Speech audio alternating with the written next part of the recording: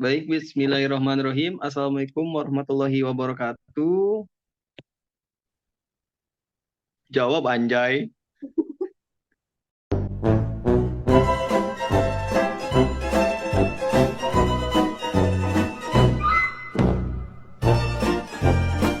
Bismillahirrahmanirrahim. Assalamualaikum warahmatullahi wabarakatuh. Kami dari kelompok 3 ingin mempresentasikan hasil karya kami. Sebelumnya, perkenalkan nama saya Arifin. Nama saya Ranfiska Rastina Syaputri.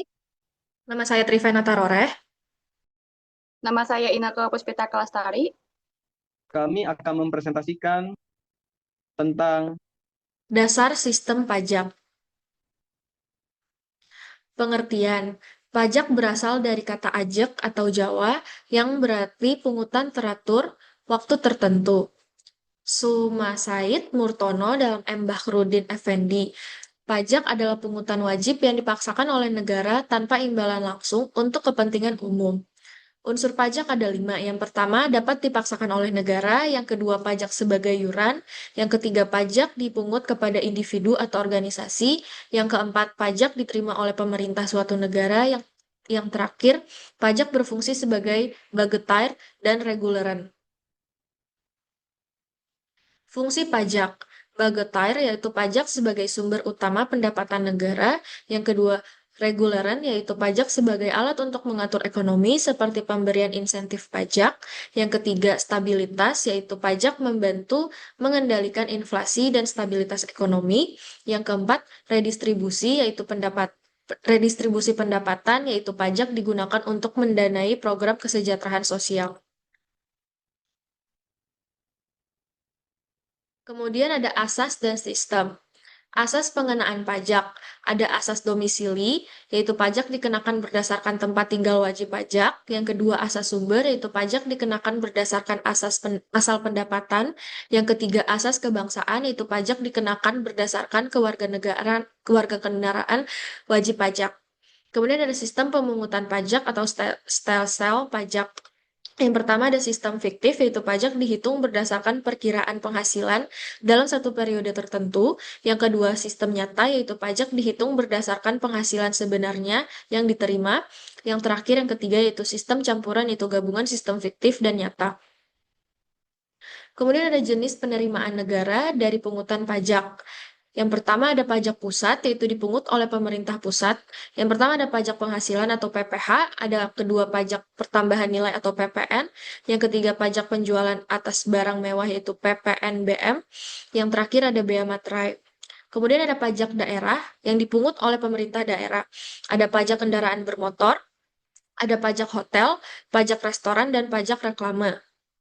Kemudian ada restribusi daerah, yaitu pelayanan kesehatan, parkir, dan izin usaha. Yang terakhir ada bea dan cukai, pajak atas barang impor atau ekspor, dan bea cukai produk tertentu, yaitu ada bea masuk, bea keluar, cukai alkohol, dan tembakau.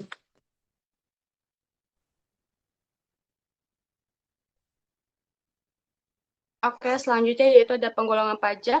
Yang pertama ada pajak langsung dan pajak tidak langsung. Pajak langsung adalah tidak bisa dialihkan ke pihak lain, contohnya PPh.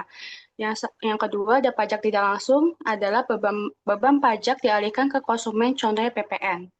Yang kedua ada pajak subjektif dan pajak objektif, yaitu pajak subjektif adalah berdasarkan kondisi wajib pajak, contohnya PPh.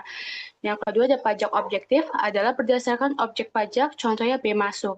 Yang ketiga ada pajak pusat dan pajak daerah. Pajak pusat adalah dikelola pemerintah pusat melalui Direktorat Jenderal Pajak. Yang kedua ada pajak daerah adalah dipungut oleh pemerintah daerah untuk kebutuhan lokal. Selanjutnya ada penerimaan dan pengeluaran negara sesuai APBN, yaitu singkatan dari Anggaran Pendapatan dan Belanja Negara. Yang pertama ada penerimaan. Yang A, penerimaan dalam negeri. Yang pertama ada penerimaan migas, contohnya minyak bumi dan gas alam.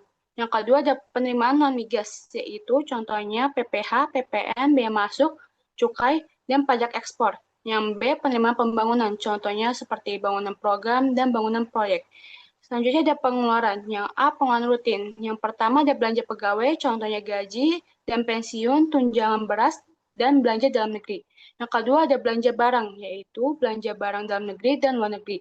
Yang ketiga ada subsidi daerah otonom, yaitu belanja pegawai dan non-pegawai, utang dalam negeri dan luar negeri, subsidi bahan bakar minyak.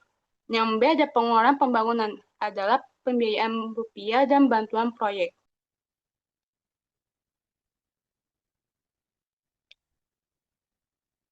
Selanjutnya yang terakhir ada target dan realisasi penerimaan pajak, yaitu Kementerian Keuangan Indonesia menghitung proyeksi target penerimaan pajak yang kredibel dengan melakukan yang pertama, yaitu ada monitoring penerimaan pajak, yang kedua ada target penerimaan pajak per sektor, yang ketiga ada dampak kebijakan terhadap penerimaan pajak, yang keempat ada target penerimaan pajak, dan yang terakhir perhitungan potensi penerimaan pajak. Itu saja yang bisa kami presentasikan. Semoga bermanfaat buat kita semuanya. Sekian, terima kasih. Wassalamualaikum warahmatullahi wabarakatuh.